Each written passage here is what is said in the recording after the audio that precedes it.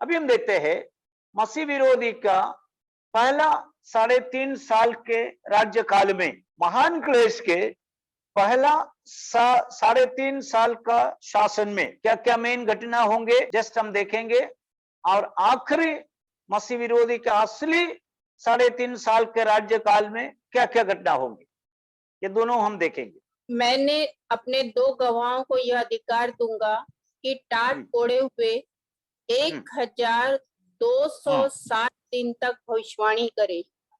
Okay, मैंने अपना 2 गवाहों को अधिकार दूंगा कि वे टाट ओढ़कर 1260 दिन वो भविष्यवाणी करेंगे।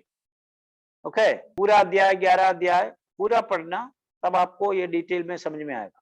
अर्थात मैंने ऑलरेडी बता दिया, मसीह विरोधी का शासन काल अर्थात महान क्लेश 7 वर्ष का है। उसको 3.5 पहला सेशन और आखिरी 3.5 साल दूसरा सेशन, ऐसा 2 हिस्सा में बांट दिया। पहले 3.5 साल मसीह विरोधी ज्यादा क्रूर नहीं है, शांति शांति। सो उस शांति पीरियड में अर्थात 3.5 साल में क्या क्या होने वाला है, वहां पर हमने बताया कितना दिन ये गवाही देंगे, 1260 दिन तक।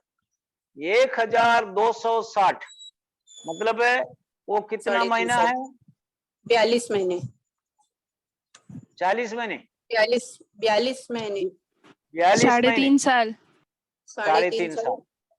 महीने देखेंगे तो महीना देखेगा तो 42 महीना। ओके, 42 महीना यानी 3.5 साल या 1260 दिन।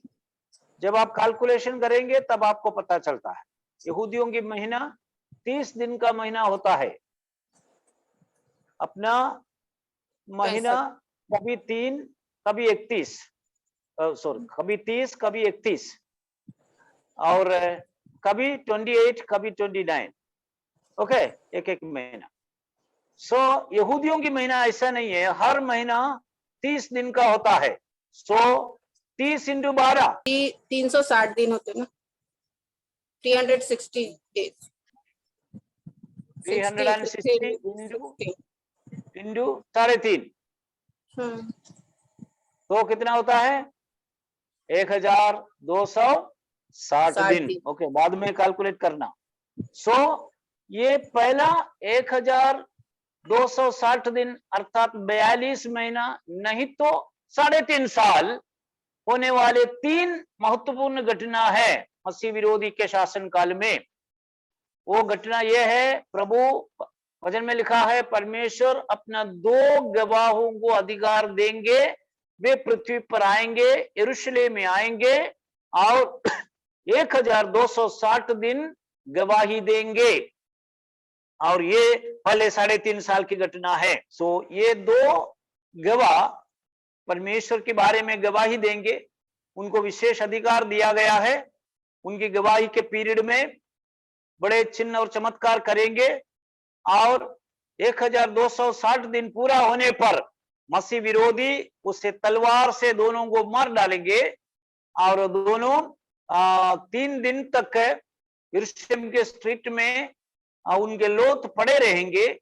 उसके बाद वो जीवित हो जाएंगे और स्वर्ग में उठा लिया जाएगा।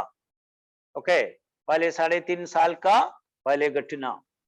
नंबर 2, 2 गवाह कौन है? एलिया और मूसा। हाँ ठीक है, उस दिन पता चलेगा।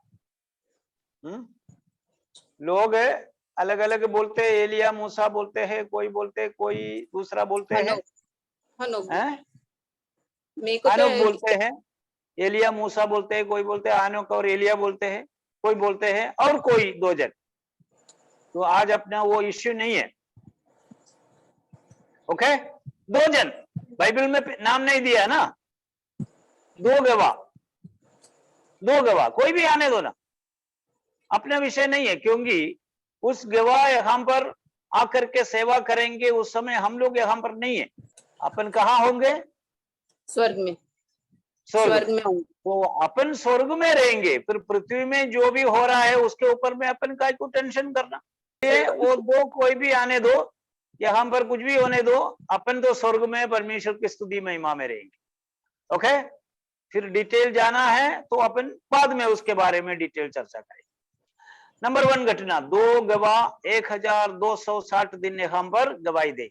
नंबर 2, एक स्त्री, सूर्य ओढ़े हुए एक स्त्री को हम देखें, सॉरी उससे पहले 1,44,000 लोगों को परमेश्वर के स्वर्गदूत ने मोहर डालकर उनकी सेवा के लिए अलग करेंगे।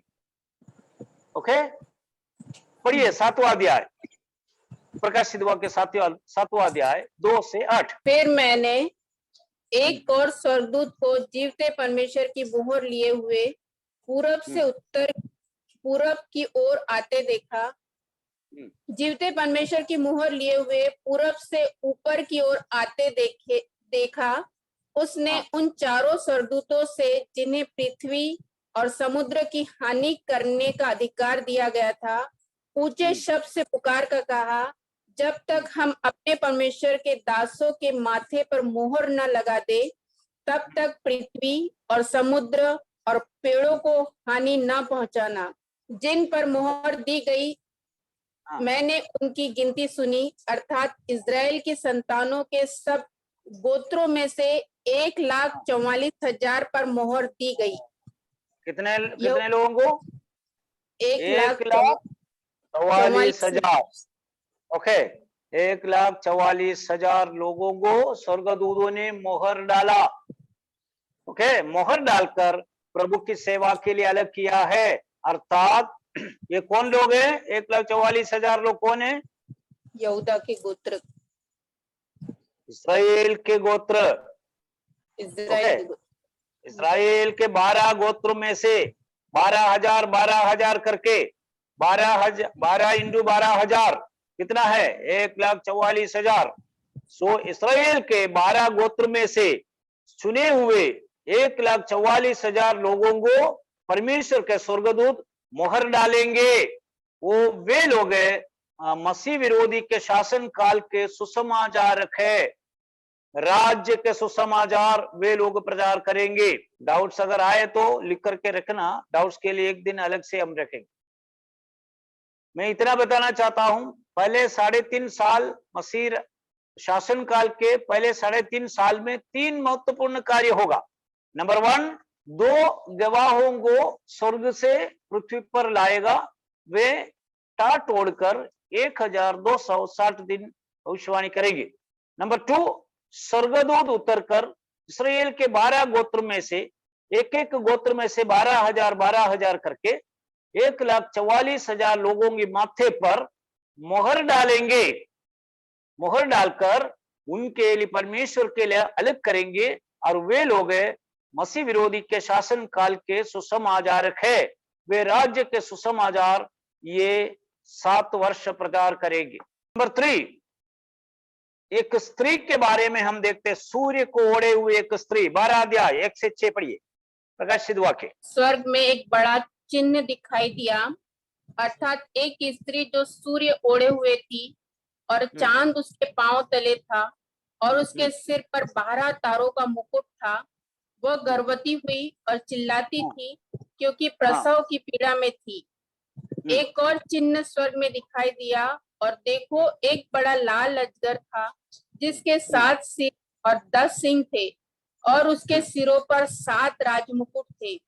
उसकी पूंछ ने आकाश के तारों की 1/3 को खींचकर पृथ्वी पर डाल दिया।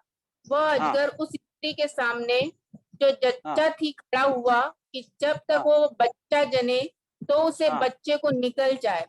वो बेटा जनी जो अभी उसका 13 वचन से पढ़िए, 13-14 पढ़िए।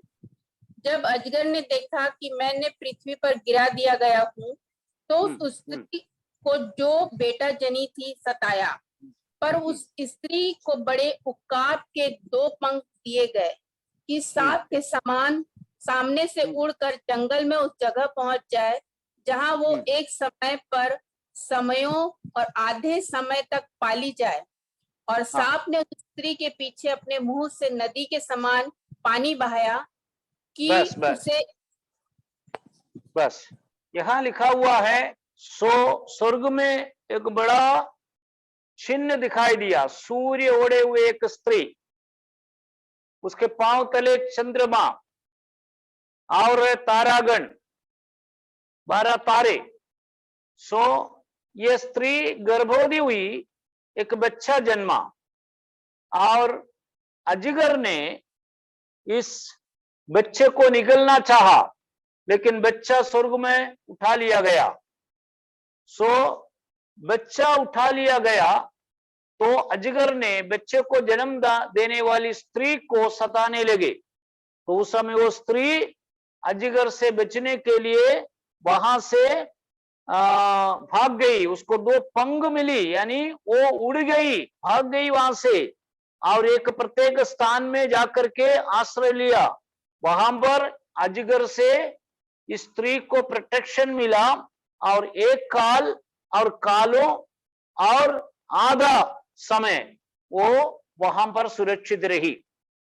पढ़िए उस वचन 14, एक और बार पढ़िए। स्त्री के बड़े उकाब के 2 पंख दिए गए कि सांप के सामने से उड़कर जंगल में उस जगह पहुंच जाए जहां वो एक समय और समयों और आधे समय तक पाली जाए। वो एक समय और समयों और आधा समय पाला जाए। क्या उसका अर्थ? एक समय, समयों और आधा समय। इसका मतलब है 1 वर्ष, फिर 2 वर्ष, फिर आधा वर्ष।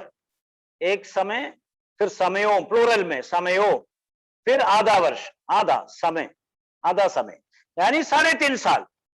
सो ये 3.5 साल, आधा पहले 3.5 साल के आखिरी में बच्चे को जन्म देने वाले स्त्री को अजगर निगलने का कोशिश किया, और वो स्त्री वहां से उड़कर, यानी पंख मिली, उड़कर जंगल में चले गई। वहां पर समयों और आधा समय, अर्थात 3.5 साल उसको प्रोटेक्शन मिला। ये स्त्री अर्थात इस्राएल जाति को दर्शाता है, उसके द्वारा जन्म लिया हुआ बेटा यीशु मसीह को दर्शाता है। यीशु मसीह को शैतान मार नहीं सका, सो यीशु स्वर्ग में चला गया, इसलिए मसीह को दान देने वाले इस्राएल जाति को ये शैतान अजगर आमीन सताने लगा।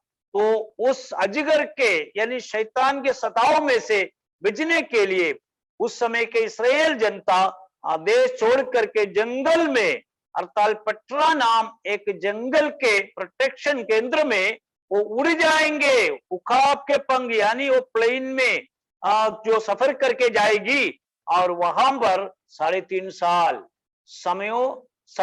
एक समय, समयों और आधा समय, अर्थात 3.5 साल प्रोटेक्शन किया जाएगा।